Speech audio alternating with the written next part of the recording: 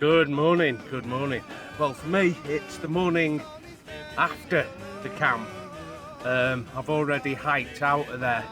Today's episode, or tonight's for you, or last night's for me, I went out to watch some stellar phenomena.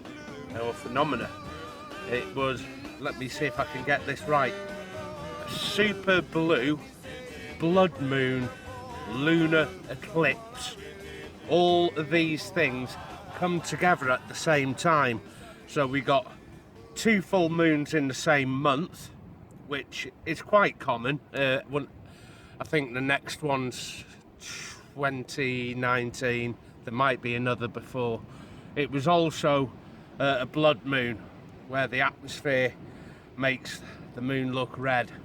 And also, because of the elliptical orbit of the moon, it's at its closest 27,000 miles closer, which makes it look 14% bigger and 14% brighter, and it was fantastic. At one point I thought the sun had come up. It looked like morning time, but the wind was howling, it was raining, a lot of it was cloud covered over. I spent a lot of time in the hammock. I was pretty warm until the very early morning, and it got cold. I had to get up, have a walk about, and pack up. And what I'm going to do when I get back is to actually change some of the winter hammock kit, because I know now winter hammocking, what I wished I'd have bought out, what I wished I'd have done different. So they're the elements I'm going to change to the pack, which I'll show you at the end of the episode. So I can take out the hammock cocoon at 2 kilos. I can take that out and put in the Gore-Tex bivvy, the Dutch Army Gore-Tex bivvy, and that's 1.3 kilos. So I've saved 1.2 kilos there.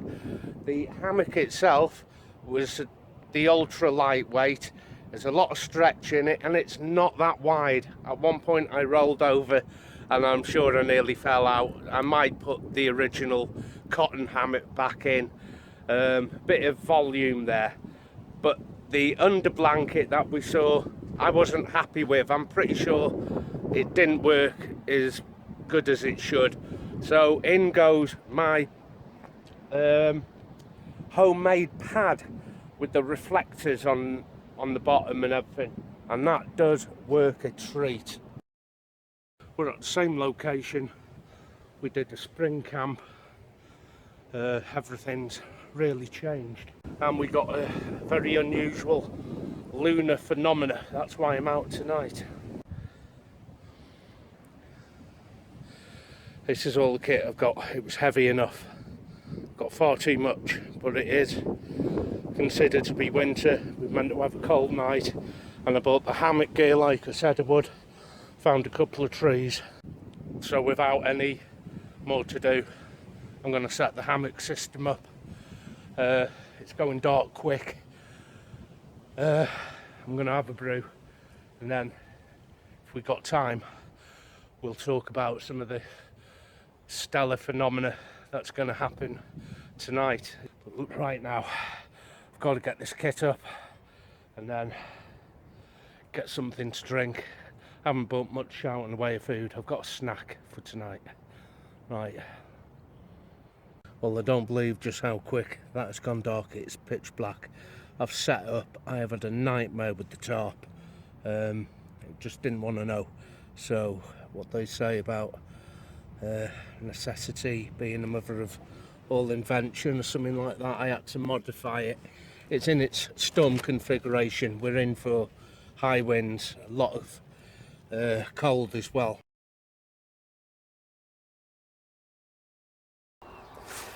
So if we come to the loop on the end that runs to the tree, This will be something you'll have seen.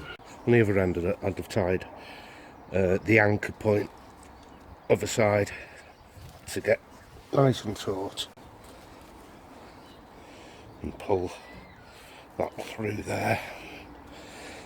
Quick release. But now here I've run 2 cords off the end. It could be 1, just run through, but I was under a bit of pressure, so this is what I did. So I come to the tree, come round either side of it, and I tie it just in a bow. Now I've given myself a generous amount here to play with for larger trees. Lowering or raising the tarp height is this simple. Now I could just stake out the bottom guys, but now I'm going to put it into its storm configuration. Taking the end guys, each I can tie around the tree in a bow.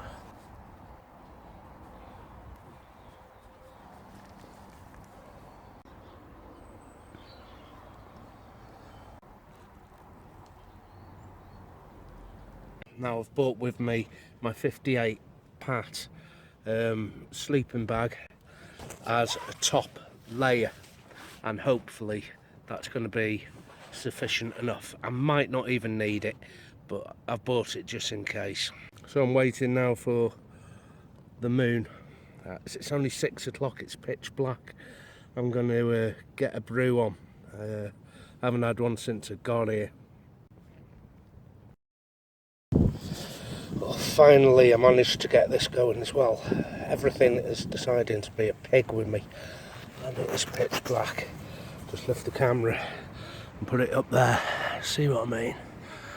But the moon should give me a nice little glow in a minute. I can't even find my spork that I put in this. I'm having a right old time of it tonight. Got his stoves on the way out. Just about managed to get this brew on here, and the stars are fascinating. It's just started hailing. This is not the best night I've ever had.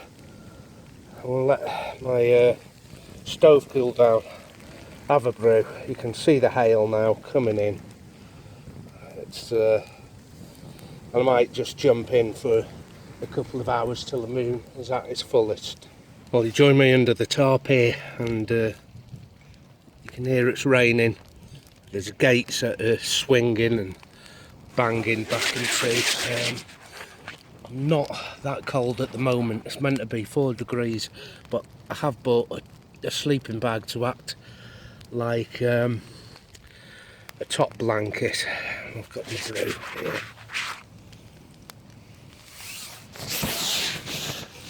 So I haven't hammock hanged in winter before, so I've probably overpacked. Maybe just a couple of fleece tops would have done me, but you can never tell until you've actually been out there and experimented and tried and get to know where you went wrong and right. Like I said, even the basher was a pig to put up, so I've modified it, and I like the modification.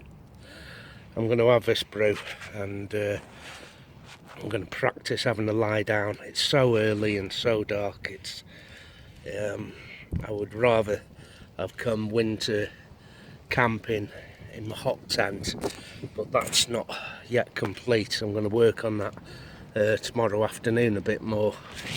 I want to try and get out and do an episode as well, either tomorrow or day after. I'm going to join you after I've had this brew. We'll go out and have a look at the moon at its fullest. It's actually 27,000 miles closer to Earth than it usually is because of the elliptical orbit that the moon's on. It's not a circular orbit at all, it's an elliptical orbit, and we should get some really good footage. Something just flown past in the sky. I don't know what it was. It looked like a star. It was very fast. I'm wondering if it could have been a meteor or a shooting star, something like that. But it's a fantastic night. All the stars are out. If you're a stargazer and everything, this is ideal. It's just not the weather for it. Here's the 58 Pat bag over my feet.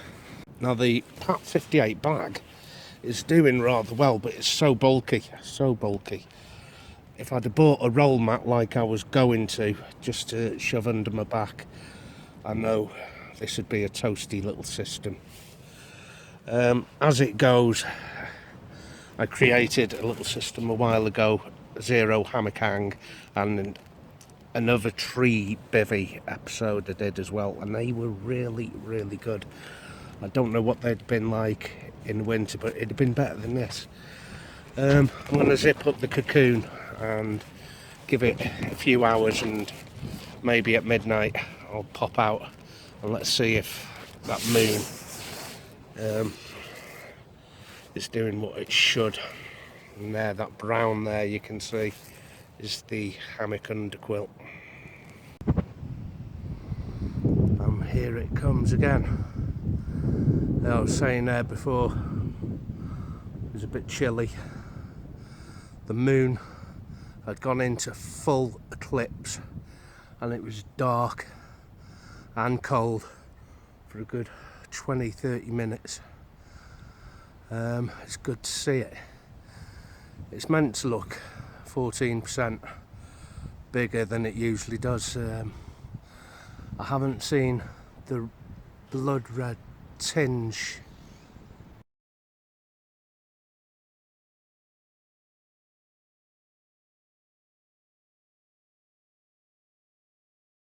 I can see it in the camera, but not with the naked eye. The animals are going berserk with it. I don't think they know what's happening. I'm gonna have to get back in.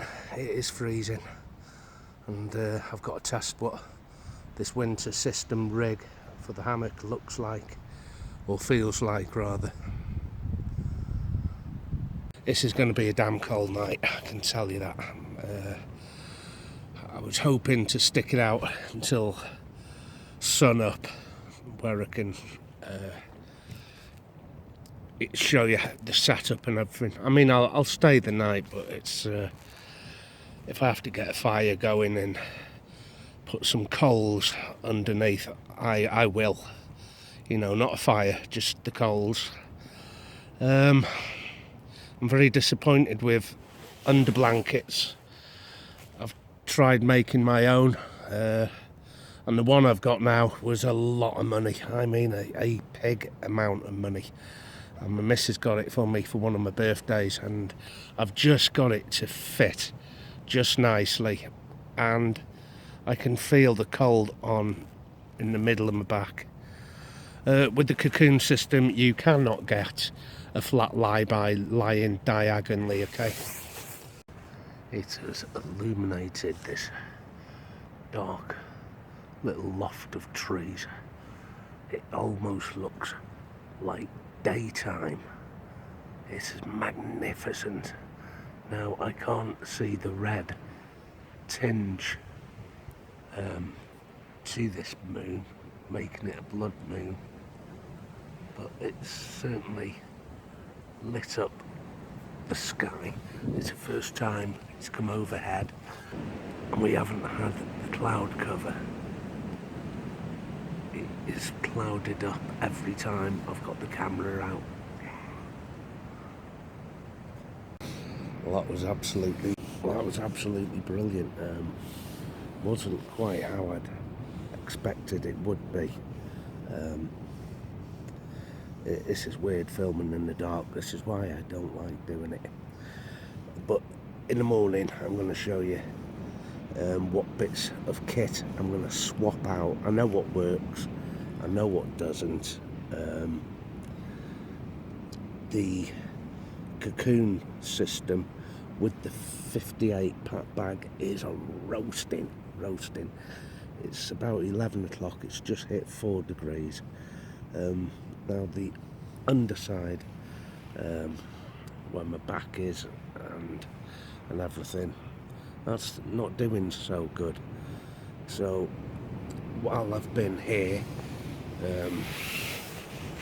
twiddling my thumbs, I've been working on ways I can change bits of this system, making them lighter, smaller, more windproof, get rid of some of the weight. So it's not been a wasted night, although the moon, although incredible, I think it was a bit overrated. It's like waiting for a girlfriend at a bus stop and never shows up. I mean, I was there at the bus stop, but it wasn't worth the wait. But I'm glad that I did actually see it, because I won't ever see it again. I was also around when Halley's Comet was around, and Ison as well. I went out to see that, and we got all sorts of phenomena coming up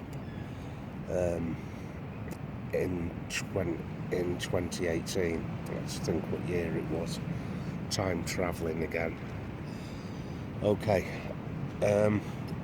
now there's nothing for you to see regarding the kit or anything until the morning when we get some light, and before I shake down the camp, it is really worth you having a look at a few little tricks and tips and a few modifications. Okay, I'm going to have sweet dreams, and I'll see you in a minute.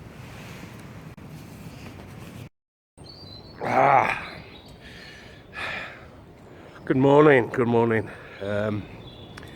It's been a weird old experience, a winter hammock camp. It wasn't that comfortable.